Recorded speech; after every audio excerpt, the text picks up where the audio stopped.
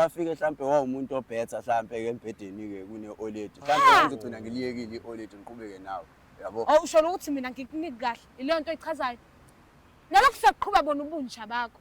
Eish. Mfethu, you mean umama ugijima kakhulu kunengane yakhe? Is that what you My mean? bro, hey, my bro, hey. Ingakho usizacu nje ubhizi udlala nengculazi yakho. Unengculazi makho ngizomtshela. Ungamtshela ngendaba. Ngizomtshela uthi ngizomtshela. Ingakho nje uboqobo nje. Angazi ngabe.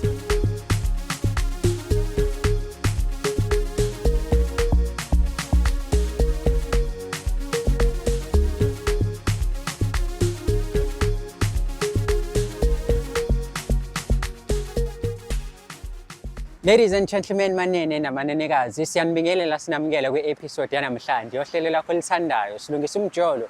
Ulithola khona la ku-channel yakhe ebizwa ngokuthi Umjolo Show. Njengenjwayelo, igama lami ngingudlala Matifane and I am the next big thing in KZN. Uyazi emabe sivula uhlelo amakhanda asuke egebe phansi sisho sonke uNkulunkulu kaMatifane sihawukele. Mesenze njalo izinto zethu ziyokhanya zibe zinhle emjolweni. Ungakhohlwa ukusubscribe, awulike, phinde futhi ushare i-channel yakhe ebizwa ngokuthi Umjolo Show. Khona thanks lapha pressa phela wona ukwazi ukuthi ulekelele thina sikwazi ukuthola ama-resources okukhulisa le channel ihambe phambili. You can join as a member khona uzokwazi ukuthi ube exclusive uthole iy'nhlelo zakho kuqala abanye abantu bengakazitholi. Besides that, kunama benefits amaningi kakhulu ongaba nawo ngokuthi ube i-member of this channel. Ake sihambeke namhlanje siyobabona ukuthi zithini iy'ndaba zabo zihamba kanjani nanokuthi sikhuluma ngani. But before we get there, asikukhumbuze ukuthi wena uma uney'nkinga ezithinta umjolo email njengamanje umjoloshow@gmail.com. That is umjoloshow@gmail.com. Asambe siyobabona ukuthi indaba zabo zihamba kanjani.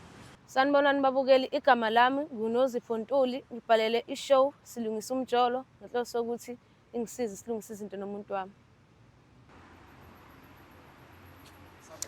Mbukelo wahlelo silungisa umjolo siphinde sikubingelele bese siyakwamukela. Uma ukuthi uyaqala ukubukela i-channel yakho Umjolo Show ungakhohlwa ukusubscribe, ulike and also share this particular channel ebizwa ngokuthi Umjolo Show. Mina ngingudlala Matifana la silungisa umjolo. Uyazi ke once ahlala nje phansi suke sesolungisa indaba eziningi ezihlukahlukene ezithinta imijolo eminingi futhi ehlukahlukene in and around the country. But before we get there, let me remind you ukuthi ungakhohlwa ukuthi udownload i-app yakhe kwa EasyBet ube nayo and register uphinde ubethe using i-code yethu ebizwa ngokuthi umjolo. That is UMJOLO.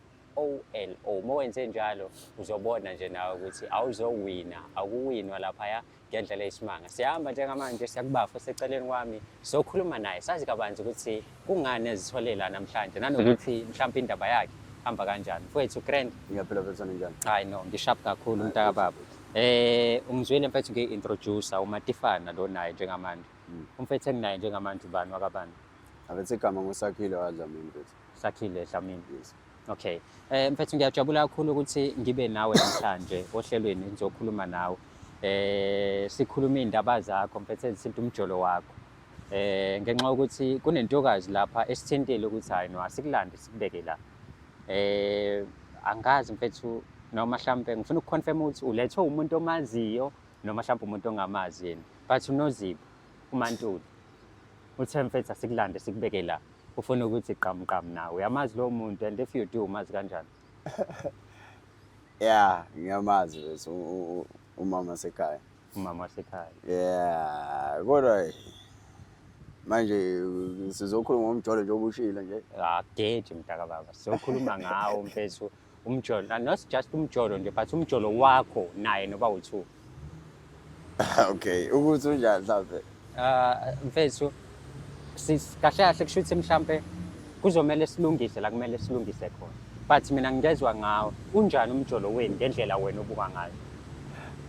Bese mina ngazi yonke into right bese yabo ngazi yonke into right bese because like bese angiboni ngikhonte wrong ngaziwa nakubo yabo nje bese into nje eqondile bese ngiyaxakeka ngibeka ishe mhlawumbe enye into waye ngiyaxakeka masuthi zolungisa umjolo angazi ukubona unenkinga kodwa ke phela akasazi lapho unenkinga kakena akazi. Hayi kulungile mfethu. Umuntu wakho mfethu uNozipho umuntu kanjani mhlawumbe ipersonality yakho ungangichazela njengomuntu onjani? ya yena mfethu uwumuntu o-right mfethu, angisho ngoba engekho la but ngisho ekhona la naye bengingakusho lokho yabo.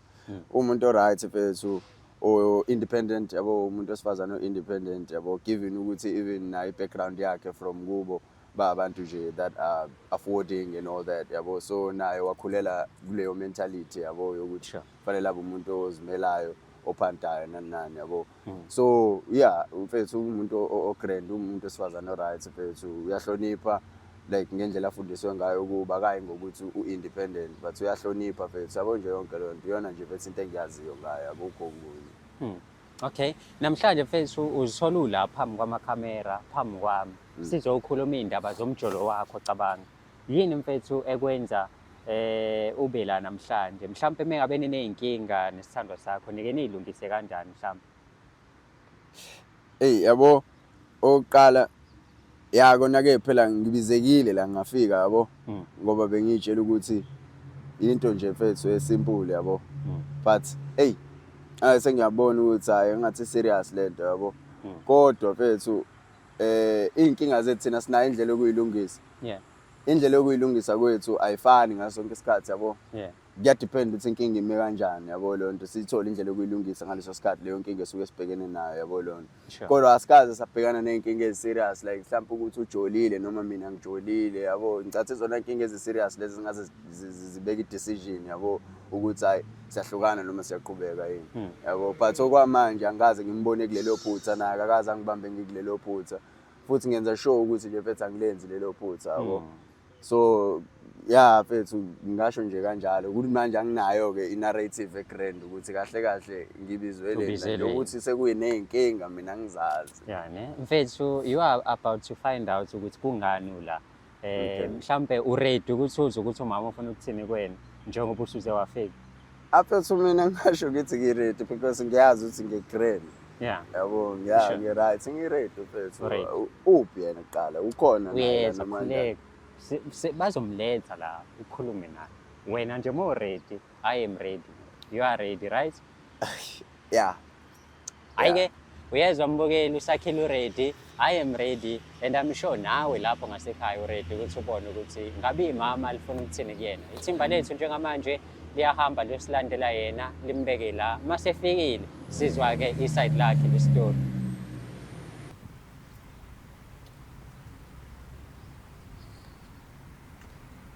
Sisi kanjani? Ngiyaphila bhuti, njani? Hayi no, siyaphila nathi.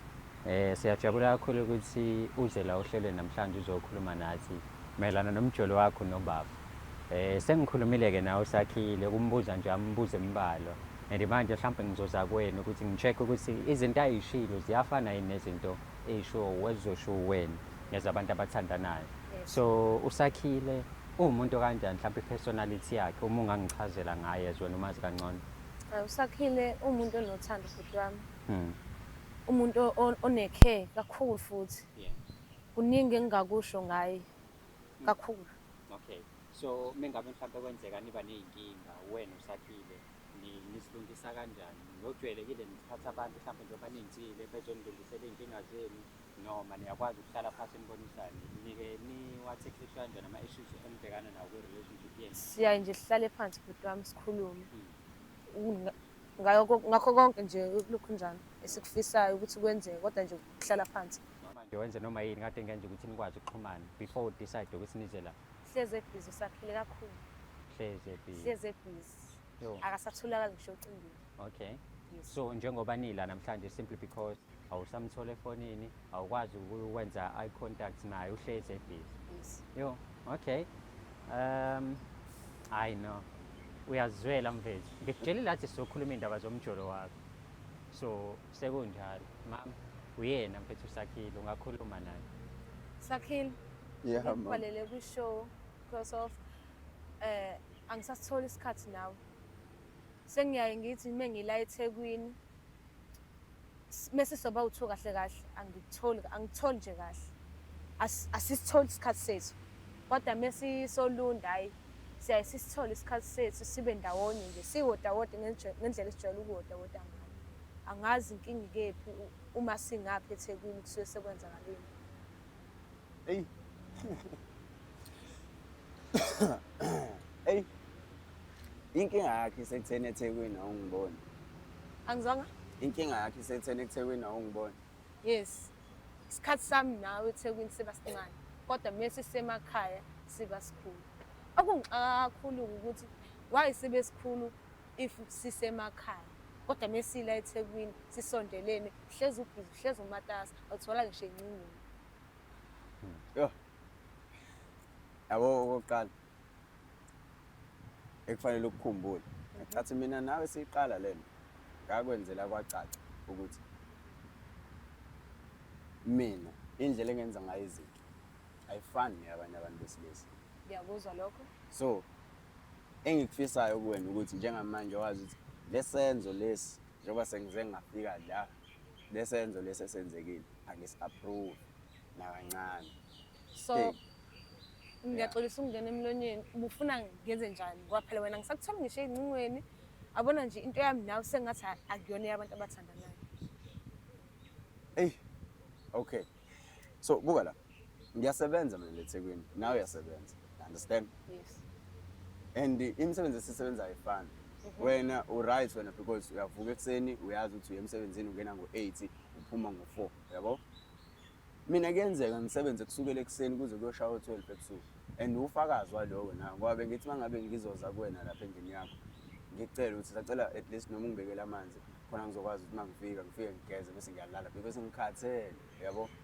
And then uzoyiqhathanisa nento eyenzeke emakhaya. Emakhaya obviously suke singasebenzi, suke si-free, suke singekho busy sonke. Yabo? Mangisuka la ngemakhaya ngisuke ngiyela ukuthi ngiyo-relaxa mina ekhaya. Yabo? So isikhathi nginaso emakhaya. Isikhathi anginaso la eThekwini. Mangi-understand ukuthi kahle ufuna ngize ngenze njani. Ngisho ufuna ngiye kumsebenzi. Angishongo ukuthi uye kumsebenzi sakhile kodwa isikhathi sami njengomuntu othandana naye ngiyasidinga. Even u5 minutes ungasho lukhulu kabi. Ngiyaxolisa nje ukungena phakathi kweni but ngifuna ukuthola la sakhile nawe dadewethu noZipho ukuthi mhlambe njengoba usukhala kangaka kanti bese kuziba isikhathi esingakanani ingaka mhlambe isikhathi esingakanani lento yenza ungamtholi ocingweni ningatholi ukuthi nibe ndawonye nithintane isikhathi esingakanani yasibhuti wami ngeke uzumangala 6 months 6 months yes engatholakali kulo 6 months ungatholakali singakanani isikhathi mhlambe nijola nina noba u2 3 years 3 years yo nja yami inyanga ezu6 Uyabala lo muntu. ushaya ngicela ungibuzeleke ukuthi ushaya mina ngishawaphi Ey. Yabo, ebafo. Abo bafo kunezinto ezibaleke ngaphezulu komdavazo mfethu. You understand? Okay ngiyakuzwa ke lokho mina ngidavazwa lapha ngoba nami ngiyafuna ukudavazwa Ya phela isho phela mawufuna ukudavazwa phela kuzomela wenze iplan ukuthi ungithole ngingekho busy because ngiba busy and uyasithola isikhathi masisemakhaya. what if ngifuna ukudavazwa wena ubusy Ya phela kumele uunderstand njengomuntu wami and ubuhlezi ukunderstand lokho kuyangixaka manje ukuthi indaba ungasakunderstand. Discuss 6 months bafo. Bafo wena uqonda ungithethe nawe ukazi nje wena bafo wahlala ungadavazanga u6 months. hayi 6 months hayi khona la uthola hayi bo bafethu usho nina niphethe kanjani ngani hayi nina niphethe kanjani ngani 6 months mina ngi-understand ke mina lento yabo and yabo that's why unga understand ngoba vele uyabonakala ukuthi khona sekhona phansi sawukwazi ukuthi 6 months wakho ungangitshela ukuthi ingqoza uyithola indawo okay should mina nginemvume mina ukuthi njengamanje njengoba wena ungibizela abantu engingabazi yes bengingazi ukuthi kuza abantu la nama ngibazi kulungile ke wena kodwa wena obabizile yes ngibabizile should mina nami nginayo imvume yokuthi njengamanje nami ngavele ngilifonele i-OLED lakho ngilitshela ukuthi wena usungifonelela abantu vele uzoyibona kwalento eyenzeka la uyakujabulela lokho wena ngiyakujabulela so wena uchaza ukuthi nje lento eyenzeka la i-right ngoba izongibona ukuthi ngimephi mina nawe ngoba njengamanje angizazi ngimephi so mengabe uthi wena bafo ungavela ulifonele i-OLED lakhe wena une-access yokukhuluma noma wentombi yakho yeah bethu ngine-access yokukhuluma naye umamezala bra you understand umamezala and indlela angithanda ngayo iphi inhlonipho lapho ikhona inhlonipho because if wena ukuthi uyaphuma esandleni wena if wena mewukuthi uyaphuma esandleni fanele ngitshele ba ngoba itime lakhe alisekho lashona itime kodwa niyaxhumana fanele ngixhumane nomama because ekugcineni kosuku wena nomama ingane yamama ngisho yes so mina umuntu point of contact enginayo ba uyena ngisho so kumele ngikhulume naye ngaso sonke isikhathi uyangichaphaza sakhile hayi angikuchaphazi awukwazi ukuthi ungashiya mina uhambe uyokhuluma nomama sila eThekwini umama Solundi hayibo cha phela mangabe ngiyelunda mina ngisuke ngayile ukukhuluma noma wakho ngisho ukuthi manje ngibuza ukuthi njengoba wena manje ungibizela i-TV manje ke mina-ke manje ngenze njani ngimthinte mina umama ngimtshethi le ngane yakho-ke isingibizela ama-TV na ngenze njani uzoyibona vele there's no need ukuthi uzumfonele ukuthi mama kanje uzoyibona vele uyayazi tebe ngicabanga emqondweni wami mina angiyazi mina bengicabanga ngovela kini mina usangavela ngivele yes sengibonwe ama-TV kanje abantu bangibuka ngihlaya mina njengamanje ukwakho phela lokho ungibize kuma-TV wena ungibizela ukuthi eThekwini awungitholi isona sizathu lesi serious nje ngampela leso ukuthi ungibizele sona ama-TV nanokuthi bafo ungathi kuthiwa wena uyakwazi ukuthi umshiye la eThekwini uye emakhaya kodwa emakhaya ufinde ubonakale kubo engekho ngingekho mina okay awubuke lelo hlazo buka-ke mfethu yabo lo muntu lo last week njengoba ngambili ubengekwazi ukuba off ubesebenza because ube off that upper week that's all yeah so manje mangabe mina kufanele ukuthi ngiyagoduka kufanele ngenze njani ngimlinde azabe off no akumele umlinde but esifuna thina ukwazi ukuthi ufunani kubo engekho ungangitshelile ungamtshelile why ungangitsheli uyekhala noma uyekhala kukangaki ngiyakini ngingashongo ingoba vele uyazenzela lapha ekhaya ukuthi ngak-introduce kumama kusho ukuthi izenzele akusho izenzele umathanda sakhe uyaziwe Nkabi lo yabona-ke yabo okay yazini yabo mfethu isikhathi esiningi angikhulumi nabantu besifazane mina yabo sure ngenxa yokuthi abantu besifazane banale mentality abanayo yabo sure alright so ngimdala mfethu mangingaka and ngaso sonke isikhathi ngisuke ngenza sure ukuthi into engiyenzayo ngisuke ngiprotect umuntu noma ngisuke ngenzela ukuthi ibe right ngelinye ilanga yabo sure yeah so ngizokutshela mfethu ngoba wena yabo ngamanje mina ngiyabona ukuthi kahle kahle usistera ngizokubiza usistera manje yazi sengusistera manje kwena yeah mfethu kuyacaca sengusistera sakhe kuyacaca kahle kahle mfethu wena vele awuyiboni into eyenzaka la phakathi kwami nawe uhlule ukunderstand nje ukuthi ngibhizi you understand yeah so ngike ngayiconsiderisha leyo ukuthi ngizoya kubo ngabuye ngabona ukuthi okay yazina ngithi ukulinda kancane ngiyokhuluma neOledi yabo okay sure mangilinda ngithi ngiyokhuluma neOledi njoba ngibuyile nje this week lisanda kuqala phela leli sonto ngoba ngambe last week yabo ngoba ngihamba ngolesine last week yabo ngabuya ngeSunday so ngisabhizi ngi-attend umsebenzi nje kade ngibuyile kade ngingekho yabo so bengicabanga ukuthi kufanele ngiye kubo ngiyovela yabo so ngihamba ngokukhuluma neOledi but ukukhuluma kwami neOledi bengingakhulumi neOledi ukuthi wena mfethu mhlambe ngifuna ukuzovela noma kanye akuyona into efanele liyazi le iOledi yabo but bengifuna ukubona nje ukuthi makuthiwa mhlawumbe wena mfethu lo muntu lo ngiyamthatha ngiyokwazi yini ukuthi ngelinye ilanga ngibe nendlela yokuthi sikwazi ukuphilisana izimali zami zingamoshakali because mfethu yabo nowadays mfethu sesiphilile mfethu for 3 years brawami but khona abantu asebephilile for 10 years in relationships yabo but ama relationships wabo still aya break you understand ba divorce yonke lona so nami njenge out ngiyayenza evaluation yami ngiyayenza investigation yami ukuthi okay yazini funa lo muntu ngimazi ngimi-understand and obviously ukum-understand I have to understand you from the core yabo angeke ngikwazi ukuthi mangabe ngiyofuna ukuthola i-information noma mhlambe ngifuna ukuthi ngikwazi uku-understanda better ngawe ube khona la yabo kufanele ube umuntu ongekho so basically when you are saying uyakube ngekho simply because ufuna ukuthola umlando wakho ukuthi umuntu kanjani ufuna ukuthola ukuthi ezinye zalezo zinto mfethu yabo because lapha mhlambe mfethu sometimes uma wakhe lo no ngisuke ngayile wena ungakhuluma nje nomama nje my bro ngisuke ngayile ngisuke ngiyile khona because uma wakhe ayikho nje inhlonipho uma wakhe mfethu wangamukela ne sure ngiya understand but kodwa phela inhlonipho nayo ibe khona awukwazi ukuthi ungenza lento oyenzayo what if uyamfica lapha unqunu uzothina umfica unqunu hawu mfethu umuntu menqunu yini big deal ngoba uma wami uma mezala phela kuyobe kuyiphutha ukuthi ngimbonile and emva kwaloko mina ngizophuma kanje okay niba u2 endlini kwenzakalani lapha uyena khumula siba u2 let's say uyangena endlini uthi uvula umnyango nangunqunu kuzoyenzakalani lapha niba u2 endlini hey mfethu angikwazi ukuthi ungicabangelani mfethu yabo okay yazini hayi bese yenze ibe simple lento yabo bese yenze ibe simple mfethu la 5 years back ne that was 2021 uqala yabo around labo February kanje yabo and like nje mfethu ngangizirelaxele nami yabo. Ngibona umunye umama la yabo uyapaka lapha yabo. So ngithi okay, athi ngikhulume nalo mama yabo. Ngimshayashaye lo mama lo ayavuma. Yabo ngokuhamba kwesikhathi ngiyathola ukuthi lo mama lo unomndeni kahle kahle yabo. But iring ayifakile yabo. Ngiyathola futhi iring engayifakile nje umuntu wakhe usashona yabo lona. Angazi ukuthi kunesikhathi esingakanani esashona yabo because angifunanga ukuthi ngilongena kuma details yabo lona. Okay. So sabambana nalo mama yabo. Masibambana nalo mama kwaba ukuthi manje uyafisa ukuthi singalosibonana ema-B&B yonke lonto leyo yabo. Ngasibonana ema-B&B sema-hotel nani yabo. So manje uyafisa ukuthi nangelinye ilanga nje ngifike nje space sakhe la ezobe free khona yonke into nayo yabo. So kwaba ukuthi ufisa ukuthi ngifike kahle. Manje into eyinkinga sekutheni omakhelwane bazothini because ngiyaziwe eroundini nami yabo. Umndeni wami ukhona la eroundini.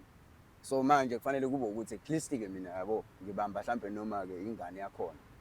Okay. Ngithe ngale ndlela yabo. Ubamba ingane yakhona yiphela ingane yakhona. Ngilinde. Isakhile yabona ke manje ke lo siqala. Ngilinde. Ayi, this is getting interesting. Yabo. Awuqhubeke sibuze. Mfethu yabo. So nganginayo ke mina iplan ukuthi kuzokwenzeka kanjani konke lokho yabo. So yena wayesuggesta yonke lento ukuthi nansi ingane. Yabo. Iyiphi lo ngane? Ngilinde please ngiyacela. Alright, sure mfethu sayi-execute yonke lento ya right yenzeka ngendlela umphakathi wangabona ukuthi hayi kahle kwenzakalani la. So after some time washaya iplan futhi lo mama ukuthi okay yeah usuyathandana naye but awukwazi ukuthi ungavela usuku ungene nje emzini wendoda yabo. So wathi hayi yazini ngizomcela ukuthi akeze azokuintroduce la yabo kumina yabo. Alright, so yasebenza futhi plan yakhe yabo kamnandi yabo like abazi nabantu abadala mabeplana futhi baplan into eqondile yabo. Yasebenza iplan yakhe to a point of ukuthi ethu lento ngikutshela njengomjida bra wami. Ngiyazi ukuthi mhlawumbe abanye abantu bangangijaja nani but mfethu ngikutshela njengomjida bra wami yabo ukuthi mfethu lo kahle kwakuyiplan yokuthi ngikwazi ukuba noma wa. Uyesha Sakhile yabo. Yabo manje nje mfethu yabona. Ngiyangishaya manje. Sakhile yonke lento oyishoyo ukhuluma ngawo noZipho ukuthi ubujola noma wakhe. Then kwathi uzo-introducewa kumzali kanti uzo-introduce intombi yakho kwintombi yakho. Is that what you mean? It wasn't meant to kubonakala mfethu yabo. Bengameli ibonakala. Ngicela phansi. Bengameli ibonakala. Suka! Yabo. So So mfethu yazi. noZipho. Bese ngiyamazi ke nazo lecathu loqeda ngishangazi nimkhumule ngcono hambe ngeenyawo. Because ushana noma ingane eseduze kwakhe. So mfethu Ya so nje mfethu kanjalo kahle mfethu ngwavele kwangeyona into engangiplanile leyo mfethu. Yabo. So Ayithola uyadlala Sakhile. Cathi Uyadlala. angizomtshela mfethu noma wakho vele. Shothi the time mina ngifica ifoni yakho ekamereni lama ngiyoqina. Uthi wena ulokho Mfethu ngakutshela ngaleya langa ngimcela ukuthi angichargele ifoni. Yabo. wawuyoyicharge. Yeah, wangifica ngilele endlini ekamereni lama visitor nje. Ifoni ayifuna nipho ekamereni lama. Ngiyacela ukuthi angichargele. Wawuyoyicharge ngempela ifoni noma mhlawumbe nanobhebhana. Mfethu ngalela langa azange senze lutho. Yabo. Azange senze lutho ngalela langa. Kodwa nje mfethu kahle mfethu. Azi mfethu anganayo ukuthi lento ngayisho kanjani. udle isikhukhukazi namachwane mfethu. Ushaya Kwangekho kanjalo. Yabo. Kodwa phela manje mfethu emphakathini ayizubukeka kahle lo muntu mfethu ade eshadile. Yabo yashona indoda manje mina mase ngimngena mfethu sengizovele ngicana emzini wakhe at least akube khona icover up yabo. Yo. Akube khona icover up mfethu. Manje mfethu ke ngoba vele njengoba ekulethe la ubekusola mfethu ukuthi you are doing something with her mom. But engenayo isho cause ushilo kade esibhalela ukuthi abantu bayakhuluma kunaloko. Even olwethu wangitshela ukuthi wena sonke isikhathi usuhlezi usekhaya. Ah, Sonke isikhathi. Mfethu. Why ungayikini? Ngisho ngathiwa mfethu lento bengayishongo mfethu yabo. Ngisho ngathiwa bengayishongo lento kodwa vele ziningi izinto vele abantu ababaloyo bezisho ngami. Yabo ziningi izinto abaloyo bezisho. Asilona iqiniso mfethu. Siqiniso nakho nje into ebengiyisola iyona nto vele siyenzekala njengamanje. Esakhulu uyinja uyezwa? Uyinja. Manje fanele ngenze njani because mfethu mina umuntu engathandana naye okokuqala uyena. Wawungamtshela Yabo. ingane ukuthi wena ubhizilalana nomama. So Mhlampe ube mfethu wena wafika mhlampe wawumuntu obhetha mhlampe ke embhedeni ke kune oledi. Mhlampe wenze ugcina ngiliyekile ioledi ngiqhubeke nawe. Yabo. Usho ukuthi mina ngikuniki kahle. Ileyo nto echazayo. Nalokho siyaqhubha bona ubunja bakho. Eish. Ayi. mfethu, you mean umama ugijima kakhulu kunengane yakhe? Is that what you My mean? bro hey. Hey my bro hey. Ingakho usizacu nje uphizi udlala nengculaza yakho. Unenculazi makho ngizomtshela. Ungamtshela ngendaba. Ngizomtshela. Ngendaba. Ngizomtshela uthi Udlala nengculazi yakho. ngizomtshela. Ingakho nje uboqobo nje. Angazi ngaba isidudla mina. Akunandaba nokuthi awukazi ube esidudla kodwa kusalayo Yabo. uphizi udlala nomama uphizi. My bro mfethu. Yabo mfethu lento iyenze mfethu lento eyenzakala nje manje. Mina bengayimisela ukuthi izokwenzeka kanje bra wami. Kodwa ngenxa yokuthi manje sesila isize yenzeka mfethu ayisali sivela yabo lonto. Ayisali ukuthi angazi ke kuzokwenzakalani ke edladleni ke ngalena ke mfethu. Okay, manje where to from here? Niyaqhubeka sowazi ukuthi udla wena adla uma wakho noma usuyitholile iqiniso adolifuna manje. Ngitholile iqiniso futhi usakhile ngisamthanda namanje. Mhlawumbe usangawalungisa amaphutha akhe. Ayi, Sami singayilungisa le. Uyadlala wena. Usho ukuthi usakonakele ngaleyo ndlela ukuthi ngisakwazi ukulungisa. Yabo nje mhlawumbe ukubuze kumina uqeda kutshelwa abangani bakho la wahlezi bekutshela izinto. Weza kumina wafike wakhuluma nami. Mhlawumbe bisangalunga lena. Bathi abo manje sik-TV manje and nami sengigcine ngasho ezinye izinto vele bengafanele Zona lezo zinto oyishilo ngiyaxolela njengoba uyishilo. Uyaxolela mfethu and lezi zinto ngoba seniyalazi nobabili iqiniso. Uzongigwaza lo. Ngeke ngize ngikwazi ngikwazelana. Uzongigwaza. Ubona qeda ungishaya manje la ngisicathulo manje. Ubediniwe mfethu. Yabona njengoba nje sila solungisa njengoba isho nayo lokho njani ukuthi inkinga sizolungisa mfethu. Solungisa njengamanje la sithatha ngiyacela. Hayi ngeke. Hayi mhlawumbe ngeke ngithi ngisazocabanga ukuthi manje inkinga phela zobe usungekho phambi kwe-TV mase usucabanga ngiyacela sithanda. Kanti wena ufuna yonke into iphelele la? Ufuna yonke into yazi ukuthi siyayilungisa izinto zethu siyelala noma makuthiwa mhlawumbe uyayibona. Ayiphelele la iphelileke le.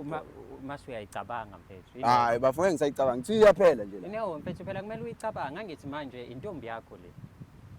Imali mhlawumbe asilungise la wamshela ngoba umthando noma wamshela ngoba uzwa kuthiwa shela ubani khona naye nizotheniyekazi ukuthi awukazi usho ukuthi awukazi wangithanda kwakuyiplan phela ngamanye amazwi awukazi wamthanda awukazi wangithanda ukubuza bafu ukubuza awukazi wangithanda yini bafu mina manje yes nasi isihlahla phela la yes sinama fruits phezulu esihlahleni sure yes uyawahalela lama fruits yabo uyakwazi ukugibela esihlahleni sure nawo amanye la phansi awini lawa la phansi mfethu awekho grand awabona ukuthi hayi athanda ukufanja kancane yabo uzokwenza njani uzogibela esihlahleni noma uzoqhubeka nalawa phansi ngizogibela esihlahleni exactly so mfethu ngcono mfethu ngithathe lapha esikhoweni kunokuthi mfethu ngibambelele kuyena because yena uyingane yalapha yabo kodwa manje usubadlile bobabili ya kusho ukuthi sulalile nathi sobabili kusho ukuthini lokho sakhile yazi ukukuthanda kwami kungenza ngibe useless ngiyaxolisa mfethu kodwa yini exolisela konke lamanyala usuwenzile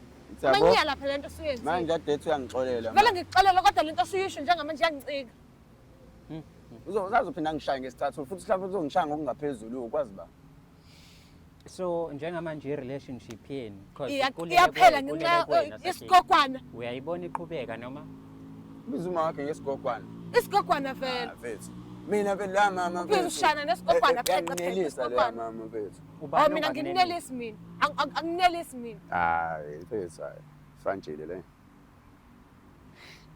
awu mfethu into engizwa manginalo nalo mama ihlukile mfethu sis ngiyakucela